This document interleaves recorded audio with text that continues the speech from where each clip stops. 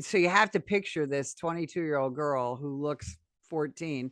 And I'm wearing, again, this is 1981. I'm wearing men's pants, men's shirts that have all been tailored. So I'm wearing a shirt where, the collar's hanging down and a tie because it's too big.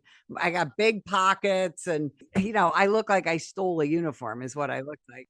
I go to this lady's house to take her burglary report, and she literally, she goes, "Stay right here, officer." She went back in her kitchen, called the police department back, and said, "I want a real police officer, not some police explorer."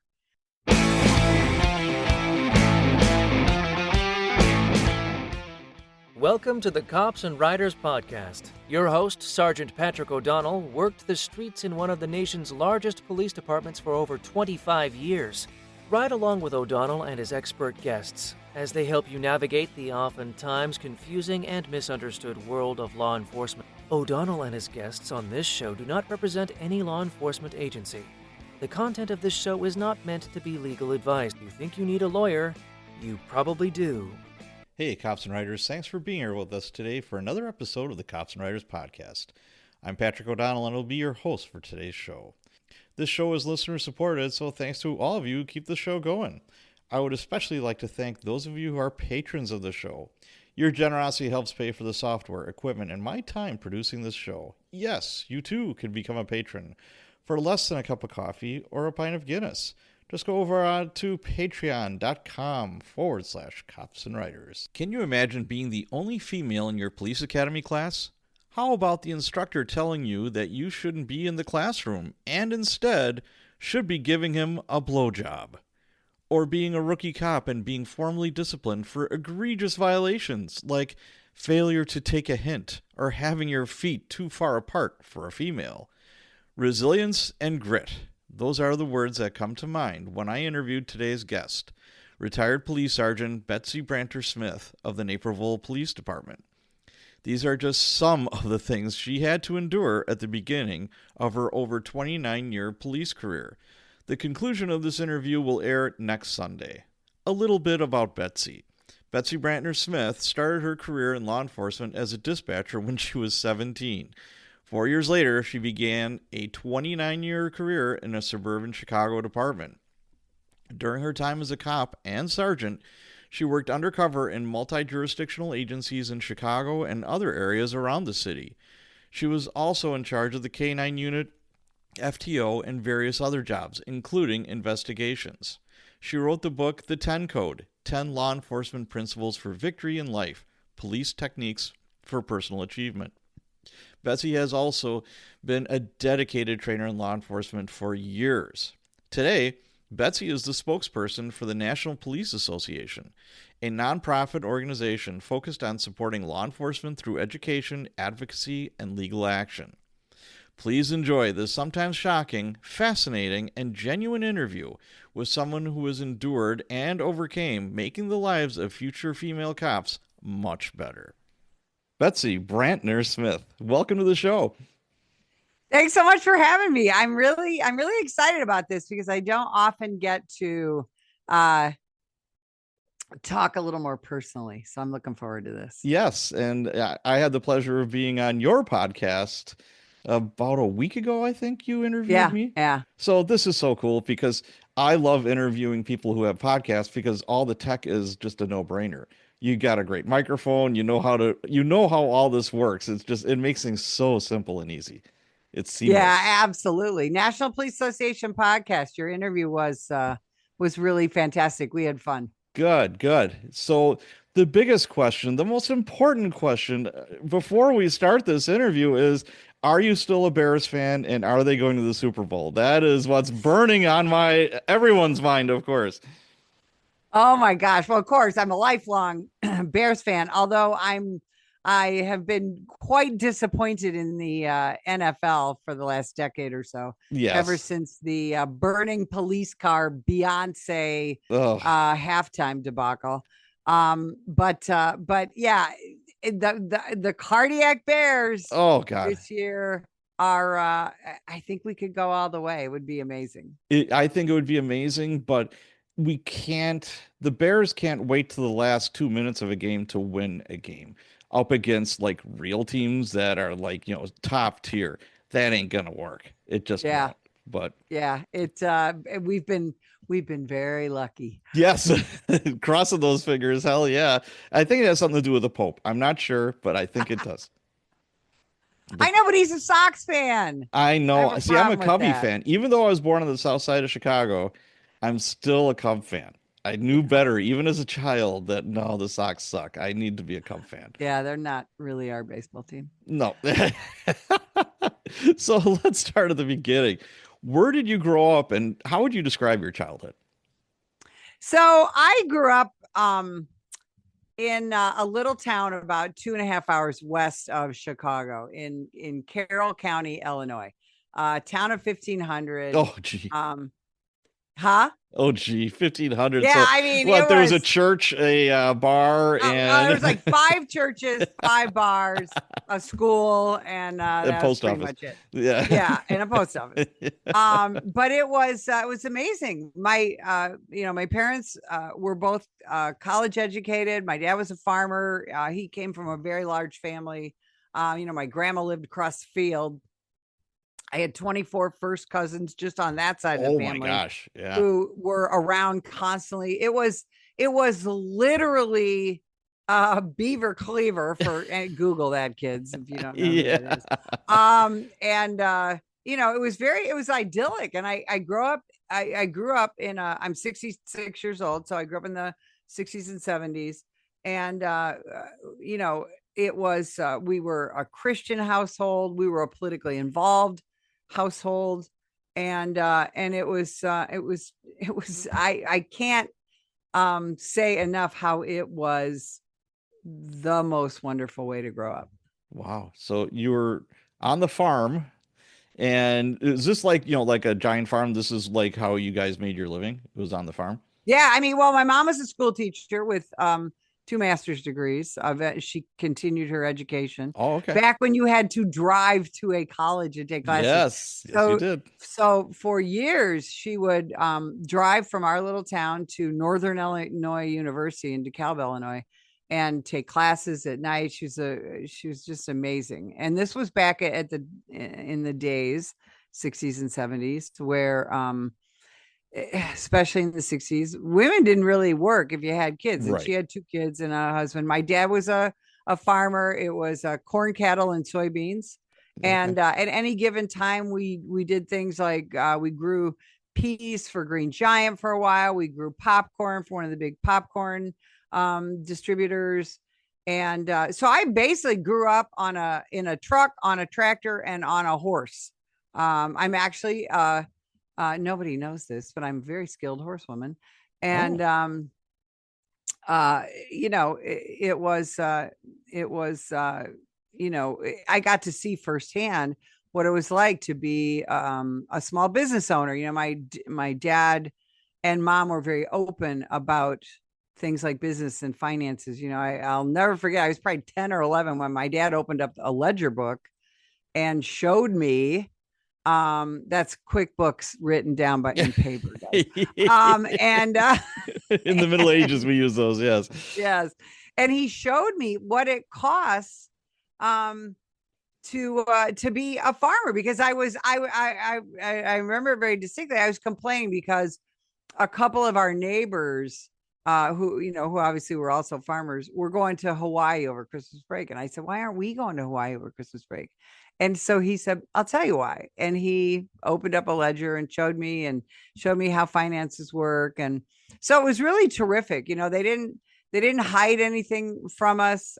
We were very involved in the farming, and it was just I mean, honestly, God, it was Americana. Yeah. But my mom, again, you would call her an early and an actual feminist. She didn't hate her husband, she didn't hate men, she didn't hate the country. She was grateful for the opportunities she had, and she worked really hard, educating, with her continuing education, with advocating for her students. She taught 3rd grade. She's a very innovative educator, and yet she loved America. Wow. Go figure. But yeah, but so that taught you, I would imagine, a really good work ethic just from the jump.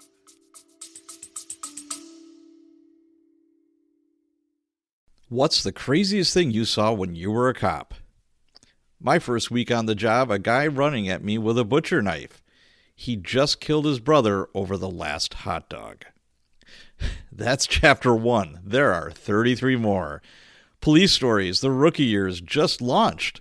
Available now on Amazon. Search Police Stories Patrick O'Donnell or click the link in the show notes. Back to the show. Oh, absolutely. I mean, I don't remember a time not working. I got my first real job where you paid into Social Security at 14. And that's why, later on, like all during college, I worked, all during high school, I worked. And, I've almost always had at least 2 jobs, continuing to today. Wow, that's something else. See, I was, we talked before. I'm from the south side of Chicago, and we moved to Niles. Then I wound up in a little town in Wisconsin called Fort Atkinson. It was like about 10,000 people. And one of my best friends was a farmer, and I didn't know anything about farms. So here I am on the farm, and I'm just blown away by how hard they worked. They literally worked from sun up to sundown and then some on top of that. And there was 7 days a week. yes, there was zero excuses. And dairy farmers have it worse because they're milking twice a day. Yeah. And you grew up there in Wisconsin, in the land of the dairy. Oh. We had a dairy farm for about 2 years, and we bought a dairy operation, and so we had to run that. And unfortunately, by the time we did that, I was old enough to drive. So I could drive from the farm where we lived to the dairy farm and help. And that is relentlessly hard work. Oh, it just never ends. And then when something breaks, it's not like you call AAA when your tractor breaks, or something like that. Exactly. You have to figure it out. You have to fix it. These guys were the most innovative, like tough. He was one of 5 brothers. They were all little farm hands. That's what I thought of when you said it's like, well, yeah, because I knew you were out there busting your ass working on the farm then. There's no excuses. Yeah. There's Oh, no yeah. sleeping in. There's no, I mean, just you don't have a life more or less. Yeah. No, and you're right about work ethic. It teaches you very early on responsibility, work ethic, and also a sense of caring for something other than yourself. I mean, I and to this day, the caring for animals is a big part of it. And we taught that to our kids. The dogs eat before we do. The dogs are cared for before we are, because when I was a kid, the cattle got fed before you could eat. The horses, if you had to use a horse that day, or you rode a horse for pleasure, the horse got brushed and cleaned and fed and put away and watered and all that before you got to do any of those things. Right. Yeah. It's just, and then the business part too, that's one of the things that really jumped out at me when I was, a teenager. I remember he was talking about how much money they were going to get for whatever crop that they had. They had a ton of cash crops, and it was also a hog farm. And, he's talking these numbers, and I'm like, you guys must be millionaires. He just started laughing. He says, well, you see that combine over there? That's like $30,000-$40,000 easy. Yeah, you have no idea. Yeah. I mean, yeah, absolutely. I mean, now they're like $1 million, for a freaking brand new like John Deere combine or something like that. Oh, yeah. But it's a business. And I remember I talked to his dad about it. His dad was an engineer. He had a full-time job as an engineer, super smart guy. Mm-hmm. And that's why they did so well. Was he was a businessman first. He said, I'm a businessman first, then a farmer. And he said, and you see all these farms going under, it's because, you could have the best work ethic in the world. You could be a super hard worker and, be a really good farmer. But if you're not a good businessman, you will go under. Absolutely. My dad went to college to study education. Yeah. And then he, got into partnership with his brother. He was one of 10 kids. And yeah, these guys were great great businessmen. Yes. And plus they were, they were involved in the community, and they weren't, I mean, honestly, they weren't out, they weren't out in the taverns at night, and they weren't, doing stupid stuff. They were, Well, they were too raising their tired. families. Yeah. Yeah, yeah, God, they went to bed at, 8 o'clock at night. I Yeah. totally relate to that now. I know. So were there any family or friends in law enforcement growing up? Absolutely not. The Wow. most law enforcement adjacent stuff in my childhood, besides watching too much TV, which is why I'm a cop, was my dad eventually became an auxiliary deputy for our little sheriff's department. The Oh, whole okay. county was like 25,000. So my dad did eventually, and he was one of the few, he was one of about 3 auxiliary deputies that they allowed to carry a firearm. He was actually a fully certified Illinois police officer. And but that was later on, when I was in junior high and high school. And my uncle, my dad's business partner, sat on the sheriff's merit board. Okay. um and so so I knew the sheriff when I was a kid, and I knew the lead detective for our sheriff's department was also the owner of the biggest farm implement store in Oh, town. okay. So, we, like you were talking about, how expensive tractors and other equipment are. And so I spent a lot of time around those guys. I spent a lot of time with my dad riding around in the pickup truck. And so I would hear their stories and things like Ah. that. But that was about it. And of course, no women were involved in the profession, which wasn't particularly an issue I ever thought about until I got to the police academy. Yeah. So dad was an auxiliary sheriff's deputy. So obviously you had the uniform, the gun, the whole shooting match. How old were you when he did that? Do you think? I think Do I you was in remember? junior high, like maybe Okay. 11 or Well, 12. you're very impressionable then. So, Oh, absolutely. I thought it was so cool. He, we had a sheriff's mounted posse. And okay. so my dad obviously was a horseman. And so the mounted posse would do things like, if we had, somebody who was lost, we had like a big state park Yeah. in the county, things like that. And he was in a leadership position on that. I was very involved in the training of the horses that he used, and things like that at our county fair, where I was a participant because I was in 4-H and FFA. But the county posse would park cars and on their horses, provide security, things like that. So again, I'd go with my dad and hang out, and so it was great. I watched him, how I think I got my early leadership lessons from him, how he dealt with the Yeah. public, how he dealt with the people that he was supervising, and things like that, how he handled his horses, all that stuff. So I did become a police explorer when I got old enough. And so then I was part of that auxiliary mounted posse as an explorer, and got to do some of those same things. And we were in parades and Oh, all that's that. so Was cool. all That's was a so cool blast. though. I mean, that's awesome. Yeah, I think Yeah.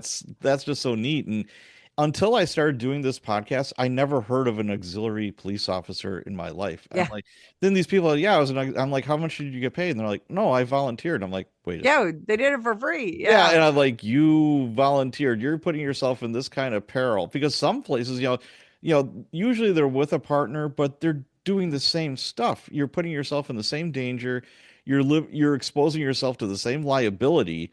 Oh, All yeah. this craziness, and you're not being compensated.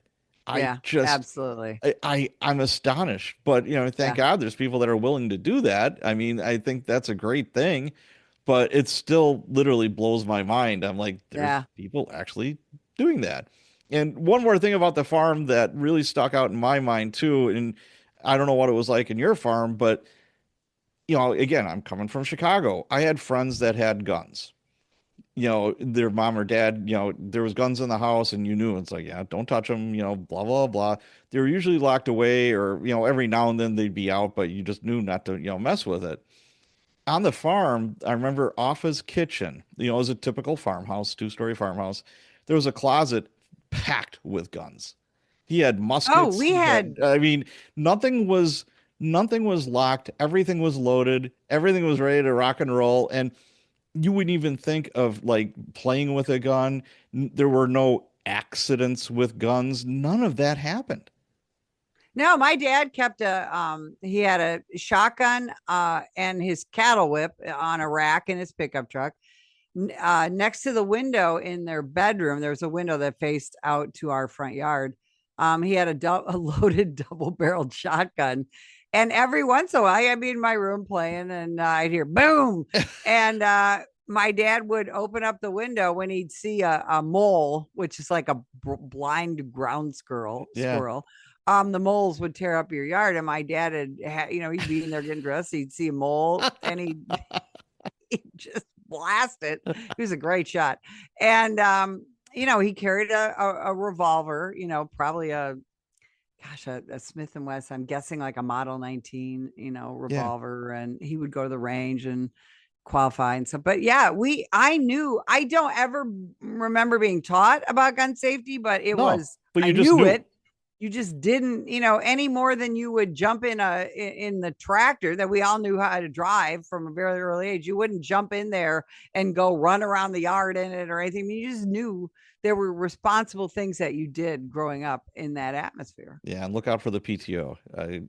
That's dangerous stuff. That's Oh that yeah. spinny thing that stuff gets caught in, and that does not Yep. end well at all.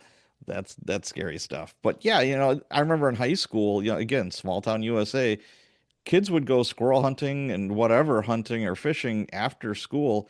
Oh yeah. There'd be a gun rack with a gun on school Yep. property, and we Yep. didn't And we have didn't any. have school shootings. How Not at weird. all. I just what happened? I don't know. I That's another podcast. Yeah, that is yeah, we'll stay away from that. I can answer those questions. It'll take a while. So, you've got this influence into law enforcement. Then what was the next step for you to go into law enforcement?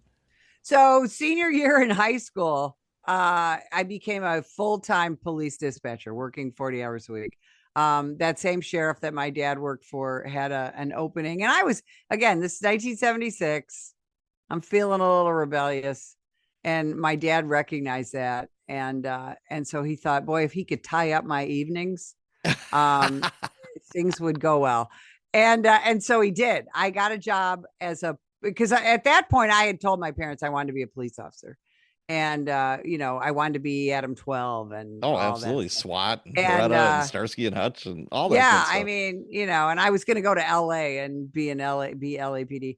And so my dad talked to the sheriff, and he's like, well, I have a opening for dispatch on the 4 to 11 shift, Mm, and or 4 to midnight, yeah.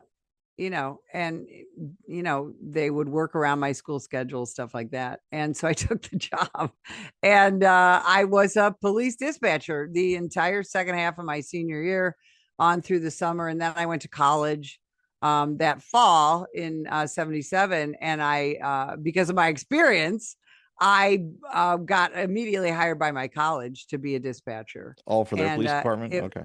yeah, and it was a brilliant move by my father. It kept me out of trouble. and it just continued that. I knew when I became a dispatcher that I was picking the right profession. So I can't wait to be a street cop, because it was so much fun being a dispatcher that it must be more fun on the street. So And that was the gasoline that lit the law enforcement fire for you, was being a Absolutely. dispatcher. Was there any surprises for you being a dispatcher? Like, as far as like, oh, the cops do that, or anything like that? Now, you know what was surprising? I literally would sit there with again, you've got a microphone, you got a little button, you got a telephone with like 5 lines. And I was telling the state trooper in our area where to go and what to do. I was telling the deputies, I was running the jail, and I was like, I'm a 17-year-old girl and I have more power than anyone in the county. I Wow. never really said that out loud, Right. but I remember thinking that. going, holy crap. And the guys on the sheriff's department and the local little towns who I dispatch to, when you're in a small county, you're the dispatcher for the whole county.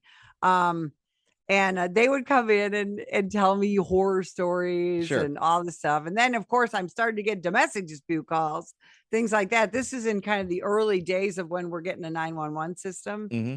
And so I don't think anything surprised me. Thank you, network television. But I was astounded at the amount of power I had. And then, of course, you learn the dirty underbelly of the little idyllic place you live. So, right. And I'm going to guess there was a little bit of flirting going on. If you're an attractive girl that's like 17, 18 years old, all these guys are going to be like, oh my, let me just say that. Oh my. Yeah. And it was, which again was, because again, this is 1976, 77, right, when we didn't talk about, first of all, there's no internet.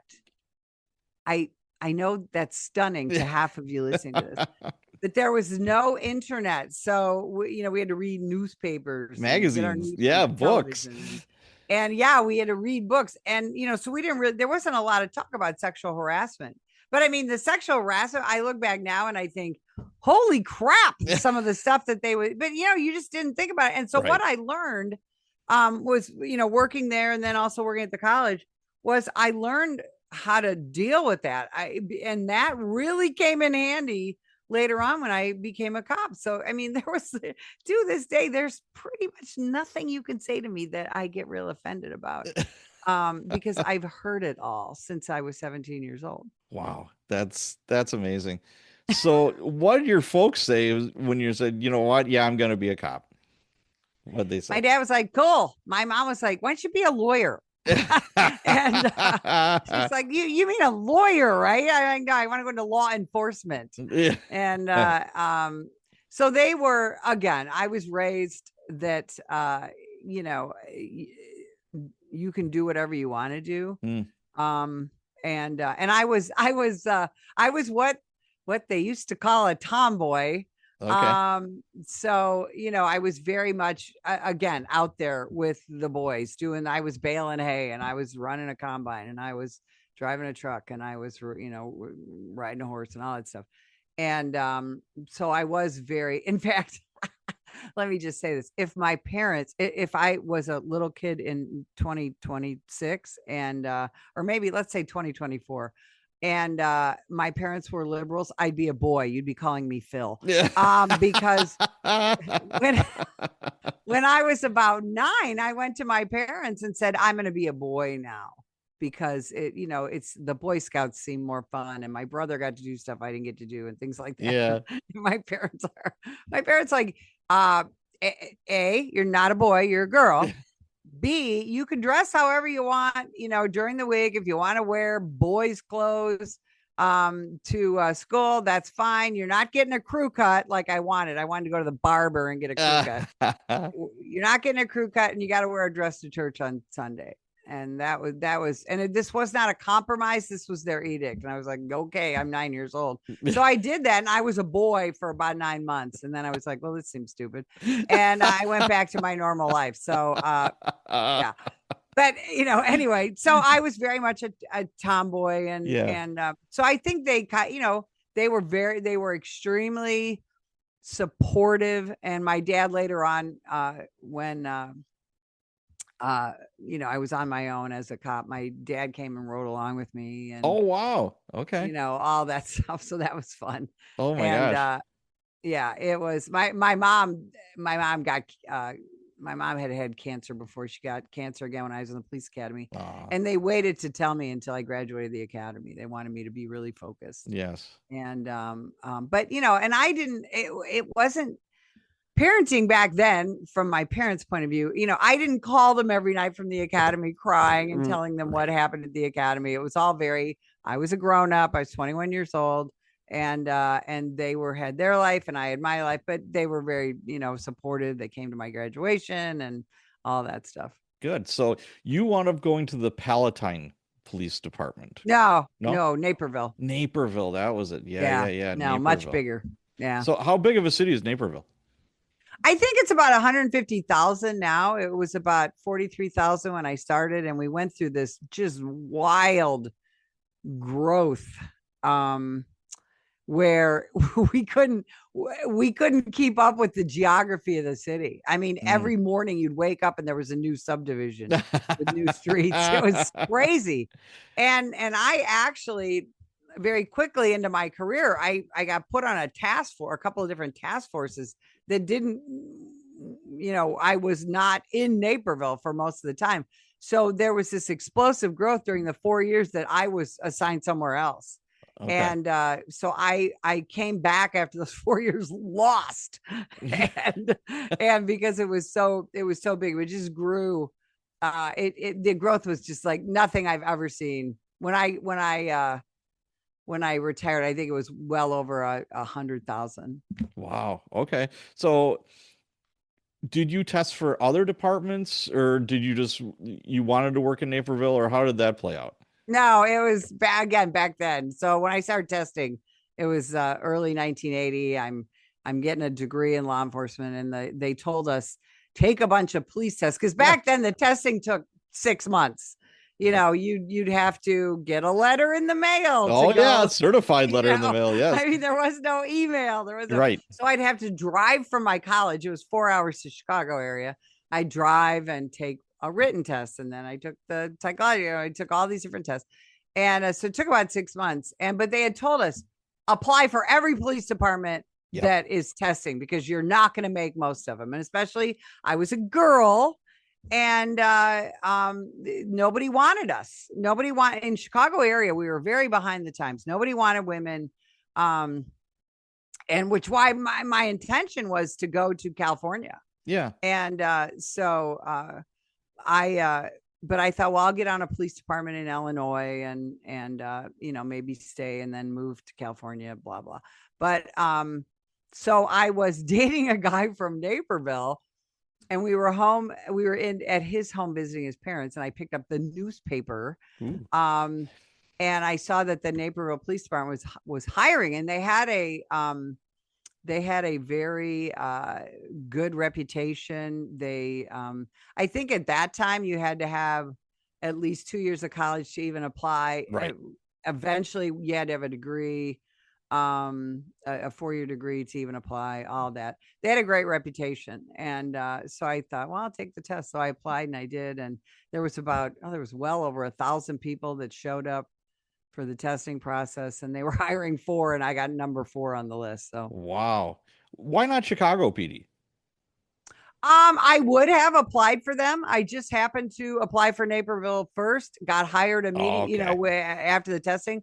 So and again, I wasn't going to stay in Illinois. I was going to go to California, and I was going to be like on TV. Wow. So you get in, and Naperville, I would assume did not have their own training academy. You're going to either go to Chicago PD Academy or a sheriff's department. Yeah, I went to the Cook County Sheriff's Police Academy. Okay. And there were 4 women that started on Monday, and by Friday I was the only one left. How many recruits were there in an academy class that you were in? I think about 60. Okay. If I remember. Yeah. And it was a very much what the kids now call a stress academy. They don't do that anymore. We didn't wear polo shirts and have therapy puppies. We were treated like crap from the moment you walked in the door until you left in the evening. They were there to abuse you. So that was what they did. I'm guessing this is Monday through Friday, like 8 to 4 or 8 to 5 or something like that. Yeah. Yeah. And then on the weekends you had to do stuff at your own agency. We would. Oh, really? We would ride along and all those things. There were other requirements. You were already assigned your field training officer, so they would have you do stuff. Oh. And which was great because I didn't have anything else to do. I moved to Naperville. I didn't know anyone. I didn't have any family there. I was broke Sure. because I'm a police recruit. My starting salary was 18,500. Although I thought it was, I mean, that was more money than I had ever seen in my life. Yes. And but yeah, I had a student loan, I had to pay bills, all that stuff. So yeah, all I did was work and study and all that. So you're in the academy. Now, Naperville, is that in Cook County? I'm trying to get the No, no, geography. no, Yeah, I didn't no, think it was. no. It's DuPage and Will. Okay, yeah. That's what, But west of they at that Chicago. time, Yeah. yeah, DuPage and nobody had a police academy except in Chicago area. So Okay. you could go down to Champaign, Illinois, Police Training Institute. But they sent us again. I was sent to a stress academy. My first sergeant, the first 5 minutes I'm in the building at the Naperville Police Department, my first sergeant, who's a great guy now, and we became friends much later, Yeah. said to me, I don't believe in broads in police work. So I'm like, oh, okay. And that was the start of, again, most of the management there didn't want me, didn't want any more women. They had 3 women. There were still 2 when I got hired. The first woman there was some shenanigans with her married field training officer. She was No, just wait, a that single happens? gal. It's shocking, I know. Yeah. He got promoted and she got fired. So it was a very different time than Yes. Now, what year was this? 1980. See, I went through the academy in 95, and affirmative action was in full steam ahead mode. Yeah, no. So there was a lot, it's 25% majority female, 25% minority female, 25% majority male, 25% minority male. Yeah. No, in fact, the academy I went to, the staff was instructed to haze the women, blacks, Hispanics, Asians, and short people. And short people. Those were their 5. They were to get them out. Really? And they did a pretty good job of it. And I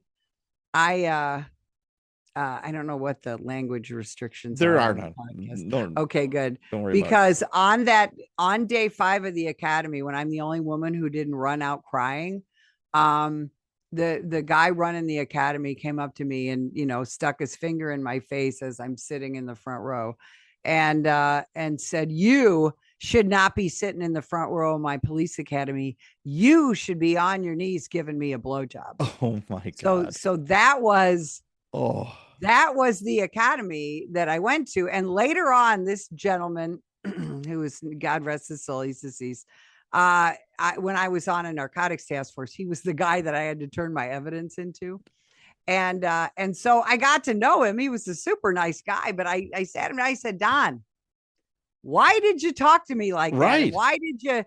Why did you guys, there was another guy, a little short guy that they broke his arm in riot training, and we had full on riot stick training and all that. They broke his arm. It was bad. And it was the last class they did that with, because the chief started to complain, we're sending you qualified recruits and you're sending them home in tears or with broken bones. Stop doing that. And so anyway, I said, "Why did you do that?" And he said, "We were told to treat you guys the way that we thought you'd be treated on the street." And I said, I have never had anyone ask me for a blowjob on the street. I just want you to know that. Unless you're working undercover in a prostitution roundup. That's different. That's different. But he's like, it was, he admitted that it was dumb. They didn't give him any direction. They just said, "Abuse us till we quit." Wow. And how things have changed. In 95, right? That would have been, that instructor would have been fired, and it would have been Betsy's Police Academy. Yes, it would be Betsy's Police Academy all day long. But I mean, I remember when I was in the academy, we had somebody that was in our vice division. And then later on, he went to the SWAT team, and he was talking about how, and he makes this flippant remark at the end. He said, "We're doing prostitution stings. We're in a, no-tell motel. And, there's a door in between the rooms, and the bus team is in the room next door. The room is wired. blah, blah, blah. He says, we're doing that all night. And he says, no, I have to go home and tell, my wife says you smell like tuna fish. And there was two female recruits that their brains looked like they were going to explode. And they went Uh, run after he's done. They went running to the lieutenant or the captain. They just mhm. hopped all over the sergeants, Yeah. et cetera, et cetera. And they more or less told him, like, why didn't you talk to your sergeant? There's a chain of command here. Yeah. Yeah, but our feelings are hurt. It's like, go back, go away, get out of my office. Just this. Yeah, that was it a stupid thing to say? Of course it was. But Yeah. But be a grown up. yeah, exactly. Hmm. Now in the academy, we had two instructors get fired, not fired from the academy, not fired from being cops, because there Hmm. was two female recruits that said that they're screaming at us. I'm getting yelled at. I don't want to get yelled at, during PT. And what did the female, she was a captain, I believe, or the director, she was an inspector, and she's like, oh my God, that's terrible. So she pulls in the instructors and they're like, yeah, we have to do this. And it's like, okay, pack your shit, you're gone. Yeah. And it's like, See, and again, in my academy, boy, I I was in the best shape of my life when I went in there. I got in even better shape when I was in there, and I would, I was, one of the top fitness people, and I would, finish our runs, and then I'd circle back and encourage my brothers because yeah, I was the only female to, keep going, Joe, all that stuff, and and that was the thing. You know what that made? The yelling made me try harder. yes. The abuse made me try harder. It made me study more and practice more, and it frankly, it set the tone for the rest of my career. Oh, absolutely. I mean, I remember we had this one gal, she was a Marine. And, when she got hired and did all the testing, she was in fantastic shape. Well, she got pregnant and she really, really gained the pounds. And now she's in the academy. She was always dead last in all the runs. They would weigh us Friday afternoon. Oh yeah, And then Monday morning, they would weigh us again to see if you went crazy over the weekend. And and they also put your body fat. It was oh all on the god, instructor's door. Everybody could see what you were. There was no, yeah. But, she's fallen behind, and this gigantic instructor is running next to her. And he never put a hand on anybody, but he was this like big, scary dude. And he's like, what did you do this weekend? What did you have for dinner yesterday? Hardee's, Hardee's. What did you have at Hardee's? Chicken, fried chicken. Yes. He says, well, drumstick, get those drumsticks moving. So he kept on calling her drumsticks or drumstick. And I'm just laughing my butt off. And of course, you're not laughing. You don't want to get yelled at. yeah, And you're just like, oh my God, I guess they don't do anything like that anymore. They don't have no, like runs where they're calling cadence. They, no, they don't do, no discipline. No, there's no discipline. no. And like you said, the polo shirts and the khakis. Yeah, And, and before don't forget the therapy puppies. yes, the Don't forget therapy. the therapy Well, I was puppies. shocked that they let them have food and water in the classroom.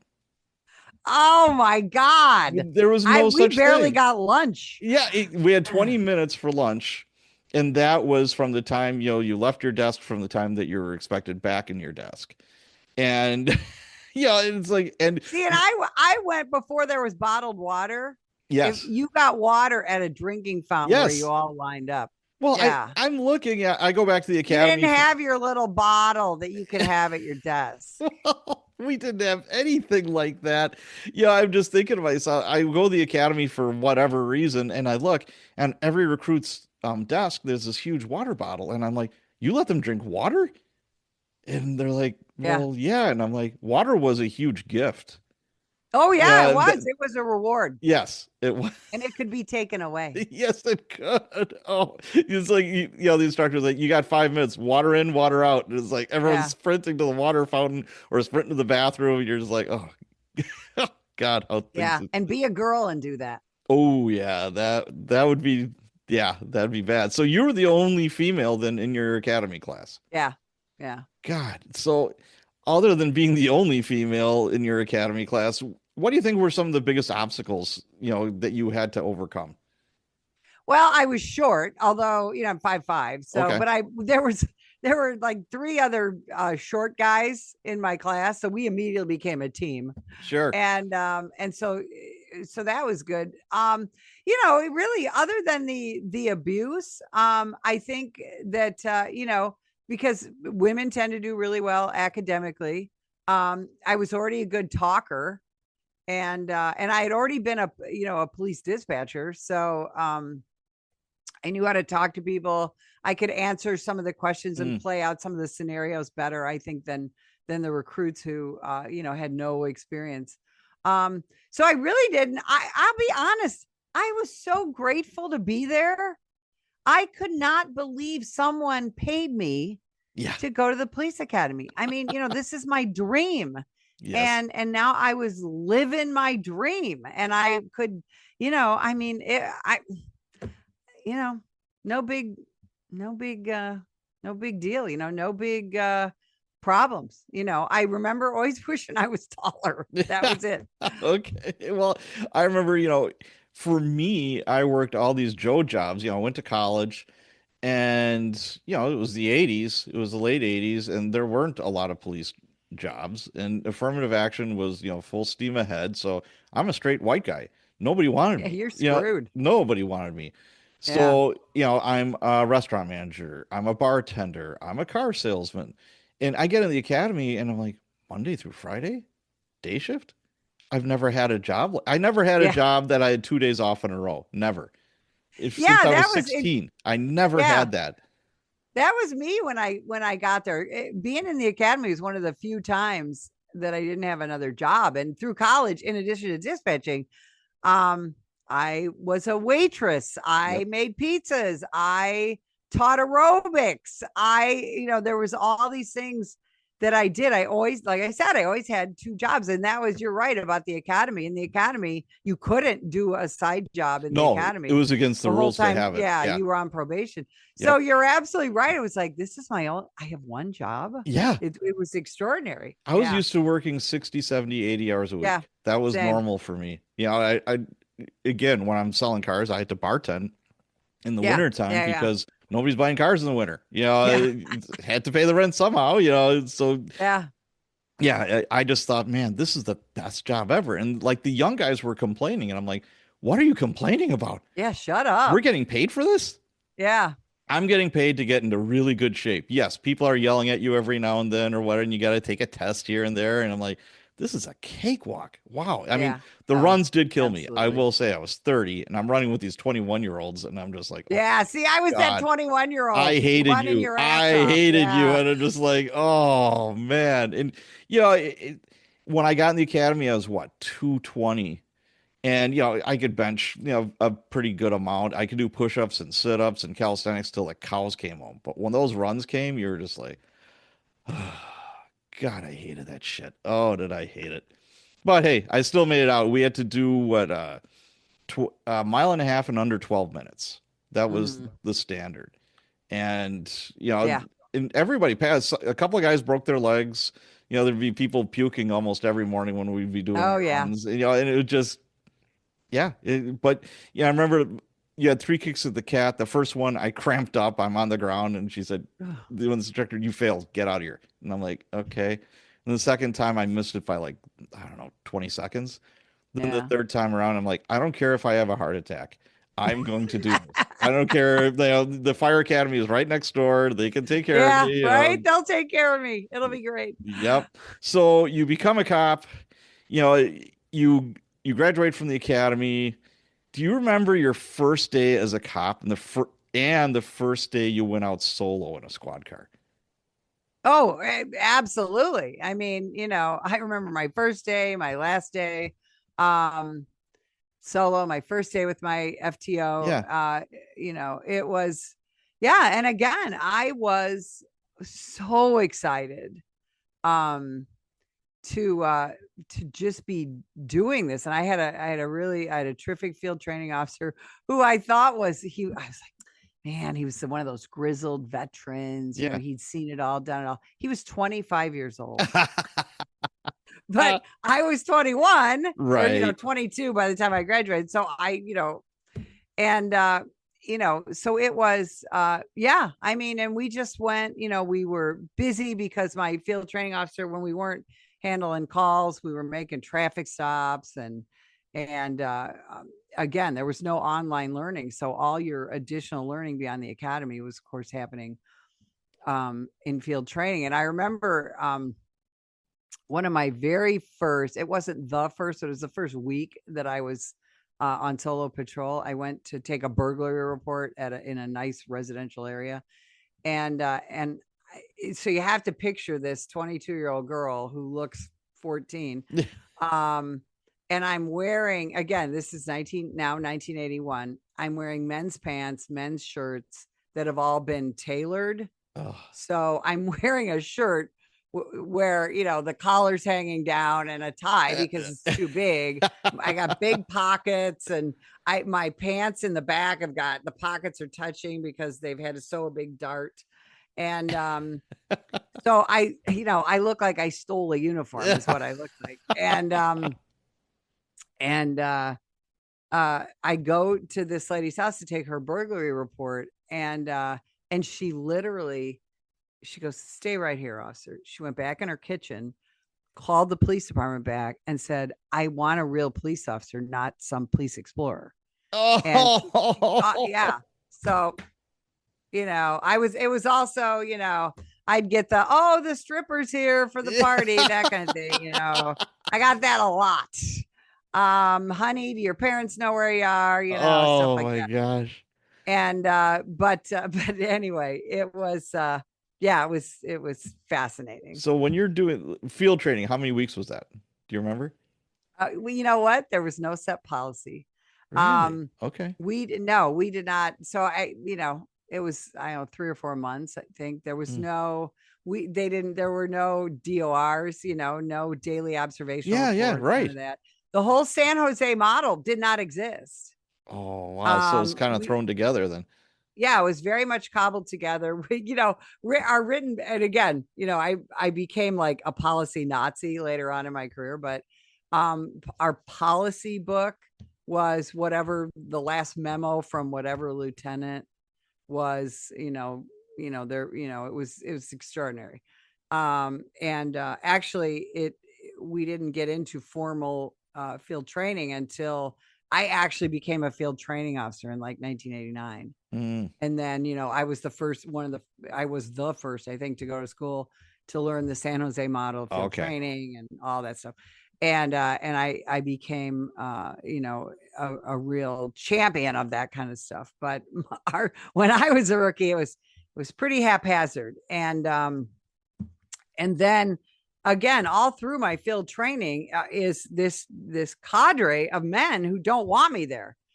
So they started writing me up for things, trying to discipline me for things like I got written up for disobeying a direct hint. I got written up for a direct hint.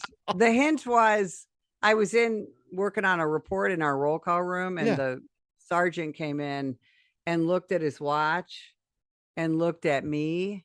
And that was supposed to be, he's telegraphing me to get back out on the street. Oh my gosh. I got written up. I got disciplined for that. I got disciplined for standing with my feet too far apart for a woman. I got, yes. Yeah, this is progressive Naperville. Wow. I got disciplined for swearing too much, not to the public, just in the station. Yeah. Too much for a woman.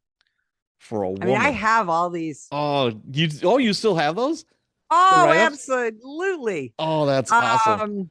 I have my whole HR file. It was like that thick. Oh my gosh. And so they amassed this package against me. So they're trying to fire you.